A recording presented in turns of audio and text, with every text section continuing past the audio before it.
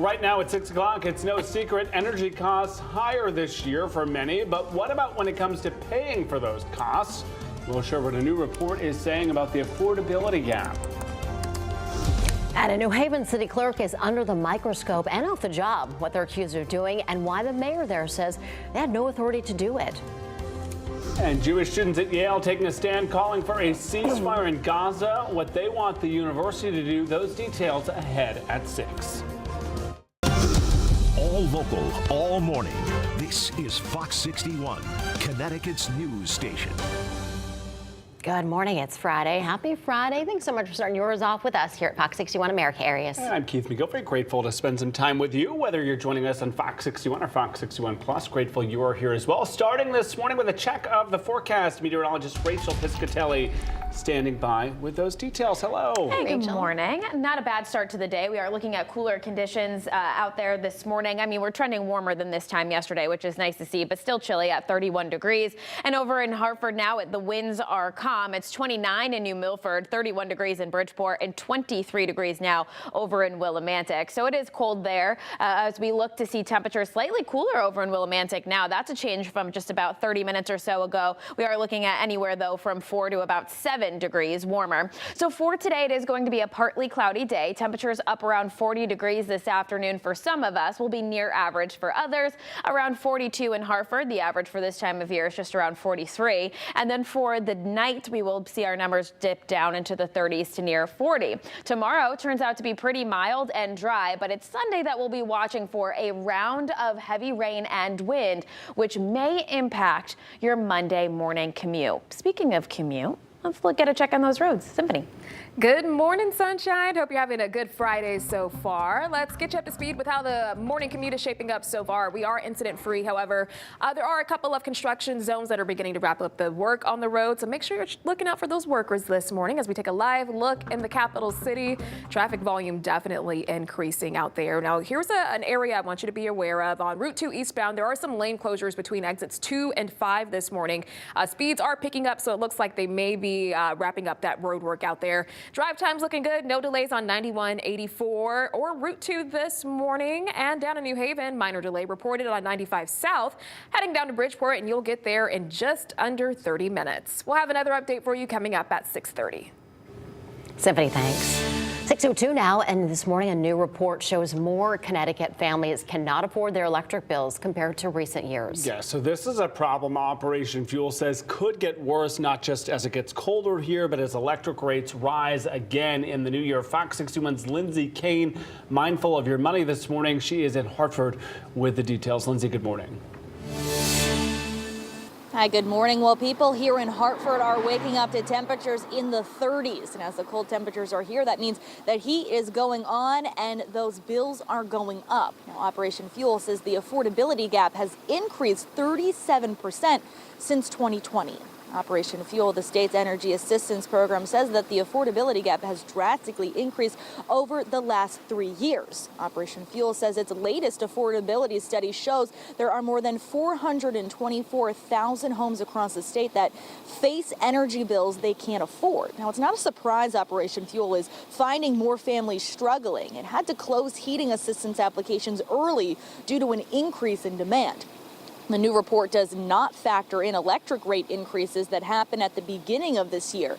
To make matters worse, energy rates will rise again in the new year. Now, starting in January, Eversource rates and United Illuminating rates will go up. Eversource about a penny per kilowatt hour and UI up about 3 cents. Now, households can apply for a discount through Eversource if they meet a minimum low income. They can also apply to the Connecticut Energy Assistance Program. Now, we have the details on how you can do so on our website, fox61.com. Live in Hartford this morning, Lindsay Kane, Fox 61, Connecticut's news station.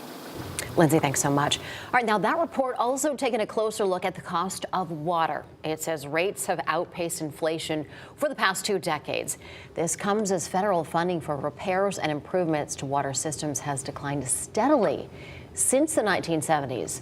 The report claims that water bills are the fastest rising utility bill, beating out natural gas, electricity, and phone service. Yeah, reminded of my mom saying, don't take a 15-minute shower. 6:05, a New Haven city employee is on administrative leave this morning amid an investigation after they're accused of sharing confidential information. The employee has been identified as Patricia Clark. She's the registrar of the Office of Vital Statistics. That office issues birth and death and marriage certificates as well. City officials saying Clark flagged more than 70 marriages involving a non-U.S. citizen to federal immigration officials as possible fraud, which may have violated city policy. New Haven, considered a sanctuary city, the mayor says the clerk's alleged actions go against an executive order. The order states that no New Haven officer or city employee shall disclose confidential information except under certain circumstances. Regardless of your immigration status, your documentation status, or any other characteristics, you are welcome here in City Hall. You are welcome here in our community. Ellicott says the clerk was told by a Connecticut Department of Health official to report suspected fraudulent marriages. He says it appears the employee acted alone. A man considered a person of interest in the death of a visiting nurse in Willimantic due in court later today, folks. Michael Reese accused of violating his probation. He also faces drug and theft charges. Police arresting him after finding him at a home where they found Joyce Grayson's body. Officers saying he had Grayson's belongings with him. Reese was on probation for an assault charge dating back to 2006. He's now being held in $1 million bond. Authorities have not charged him in connection with Grayson's death. Michelle Trones' trial begins 1 month from today. Now, before that, her lawyers are expected back in Stamford Court on Monday for a suppression hearing. Now, that means that the lawyers will likely argue over which pieces of evidence should be allowed in the trial and what should be left out. Trones is charged with conspiracy to commit murder in connection to the disappearance of Jennifer Dulos in 2019. She has pleaded not guilty. This morning, Israeli forces continue expanding its ground war along the Gaza Strip as the war enters its third month now. The United Nations says its aid operations is in tatters because it claims there is no safe place where the escapees can go. The UN also says its ability to get supplies in has been impaired as trucks and staff have been left stranded due to the fighting. Israel says it has designated a safe zone in southern Gaza for people to turn to. Meantime, forces are still fighting Hamas militants around the city of Khan Yunis, hitting areas that were once considered safe havens for Hamas. Our commando forces are conducting raids in Khan Yunis and battling Hamas terrorists, with forces striking targets using precise, real-time intelligence.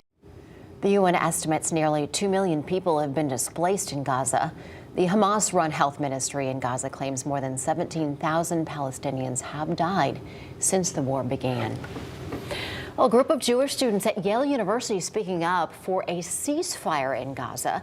They're calling on Yale officials to support a ceasefire.